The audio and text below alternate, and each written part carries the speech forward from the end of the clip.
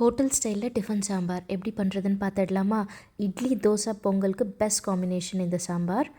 2 cup துவரம் பருப்பு நல்லா வாஷ் பண்ணிவிட்டு 20 மினிட்ஸ் ஊற வச்சு எடுத்திருக்கேன். இப்போ இதில் ஒரு பெரிய பல் பூண்டு, 10 சின்ன வெங்காயம், 2 தக்காளி ரஃபாக சாப் பண்ணி சேர்த்துக்கோங்க. 1/2 ஸ்பூன் மஞ்சள் தூள், தேவையான அளவு உப்பு. இந்த டிஃபன் சாம்பாருக்கு ஒரு ஸ்பெஷல் பவுடர் ரெடி பண்ண போகிறோம். 2 ஸ்பூன் கடலைப்பருப்பு, 3 காஞ்ச மிளகா, 1/2 ஸ்பூன் சீரகம், 2 ஸ்பூன் தனியா. இது எல்லாத்தையும் நல்லா ட்ரை ரோஸ்ட் பண்ணிவிட்டு ஃபைன் பவுடராக அரைச்சி எடுத்துக்கலாம். காஞ்ச மிளகாய் உங்கள் காரத்துக்கு ஏற்ற மாதிரி எடுத்துக்கோங்க.